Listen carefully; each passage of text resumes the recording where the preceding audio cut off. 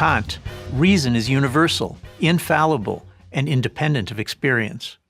His extraordinarily dogmatic philosophy insisted that there can be only one correct answer to every question in science, morality, and politics, and that to reach the one correct answer, mankind had to free itself from the chains of the past, that is, from history, tradition, and experience. But this Enlightenment view is not only wrong, it's dangerous. Human reason, when cut loose from the constraints imposed by history, tradition, and experience, produces a lot of crazy notions. The abstract Enlightenment philosophy of Jean-Jacques Rousseau is a good example.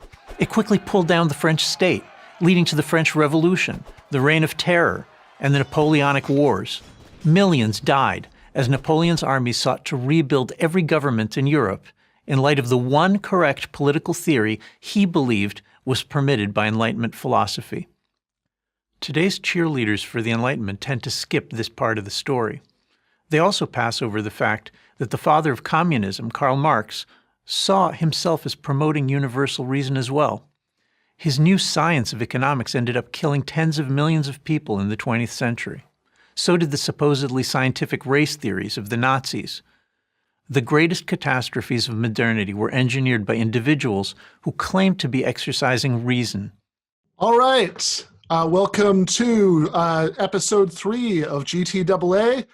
In a few minutes, you're going to be hearing from Jean Bajalan, Eric Levitz, Matt Chrisman from Chapo Trap House, and Jacobin's Megan Day. But the voice that, and also I should say, at the end of the episode, it looks like we're going to be debuting a new weekly segment from David Griscom, my second favorite Texan after the one that I'm married to. Who is going to be doing a segment here every week at the end of the show called Outlaws and Revolutionaries. We're just going to talk about country music, for 5 or 10 minutes. Really looking forward to that. Ties for being my second favorite Texan. Let's say it that way, so Mark isn't offended. But in any case, the voice that you just heard was a guy named Yoram Hazony. In a video for my favorite institution of higher learning, Prager, talking about how the Enlightenment was bad because it led to the French Revolution and also communism and Marx and also Nazism, apparently. And Hazony was on my radar because this last week he has an article in the right-wing magazine Quillette called The Challenge of Marxism. And in there, he goes through a lot of standard right-wing tropes, things that I've heard a lot in the last few years from, for example, Jordan Peterson fans, about how, social justice, progressivism in general, is basically Marxism or inflected by Marxism, because Marxism teaches us to think in terms of oppressors and oppressed groups. And if you think that women are oppressed by men, or gay people are oppressed by straight people, or black people are oppressed by white people, then that's basically like the way that Marxism tells us that workers are oppressed by capitalists. Now, my problem with this line of reasoning has always been that it's so broad. If any kind of oppression of anybody by anyone counts, any view according to which anyone is oppressed by anyone counts as basically Marxist, then Marxism predates the birth of Karl Marx by basically all of human history. The authors of the Book of Exodus would be Marxists on this definition.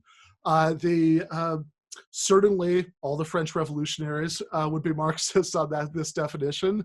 At least Hazony, to his credit, is consistent enough to have a problem with that too, although I'm a little unclear about how that works if you agree with the premise that feudalism is bad. And also, of course, if you think that the American Revolution was basically good, which, Hazony would not be welcome on PragerU if you didn't think that.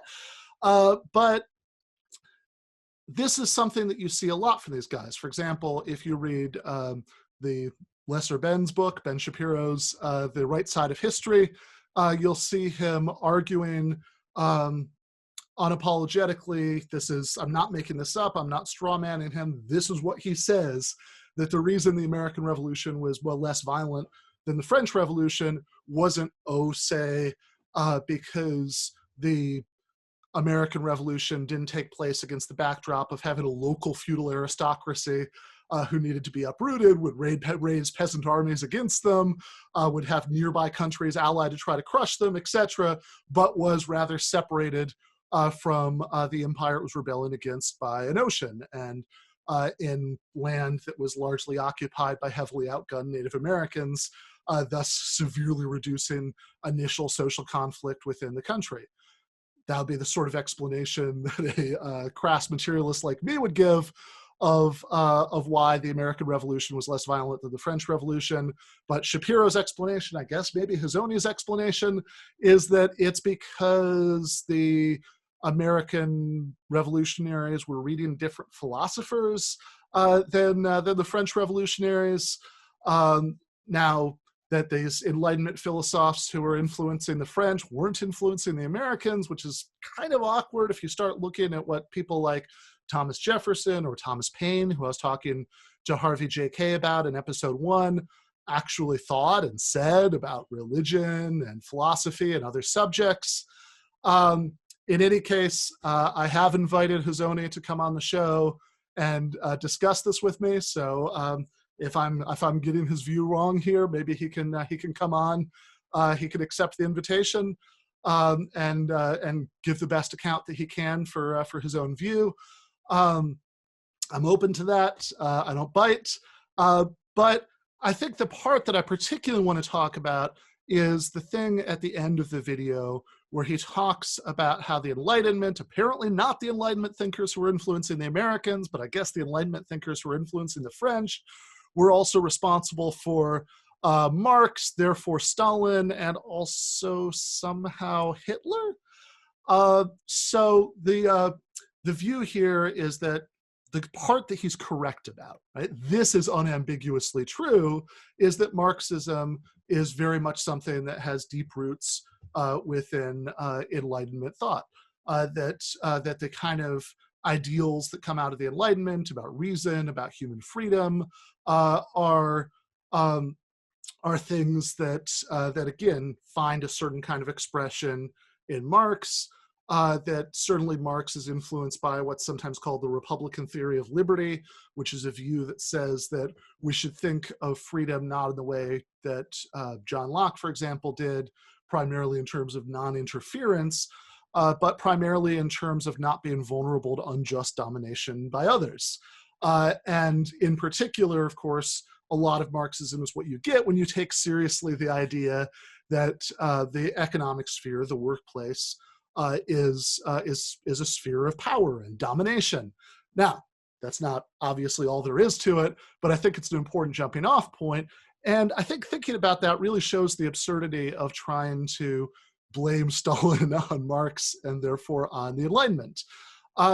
Because the kind of society that Marx was envisioning was a society where instead of having a division between workers and factory owners, for example, and others exercising economic domination, you would have workers' control of the means of production.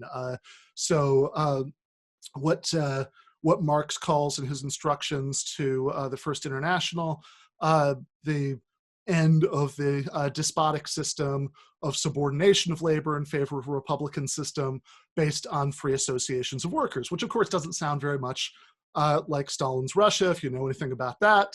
And in fact, Marx was a consistent critic of things like censorship. Some of his earliest writings were about censorship.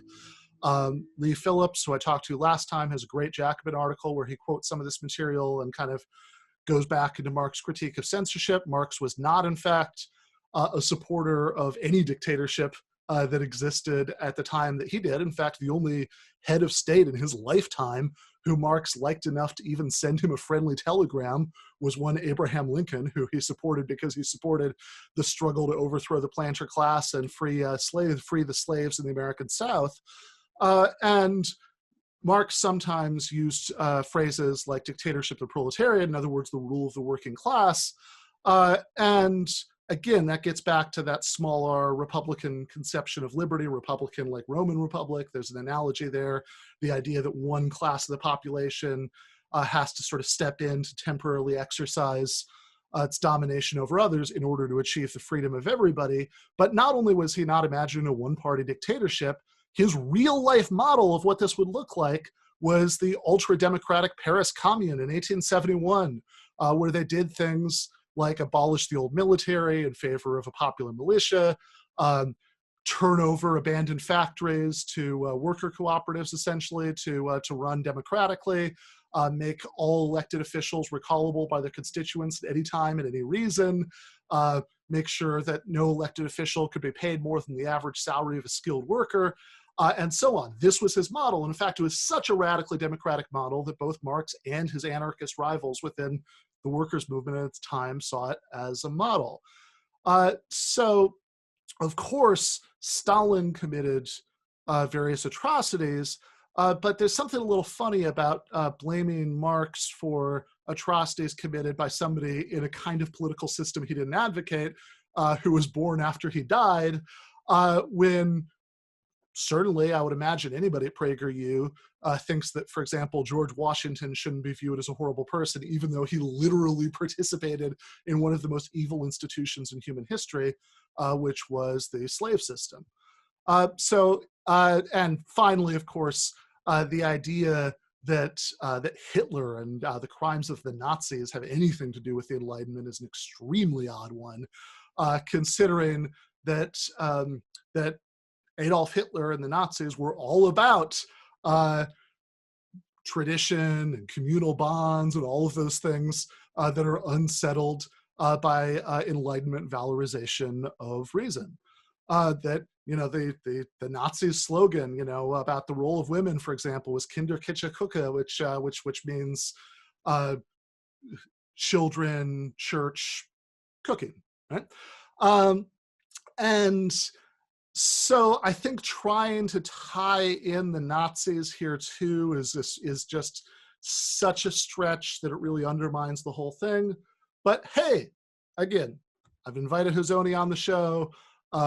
He can defend himself. He can correct me if I've misrepresented him in any way.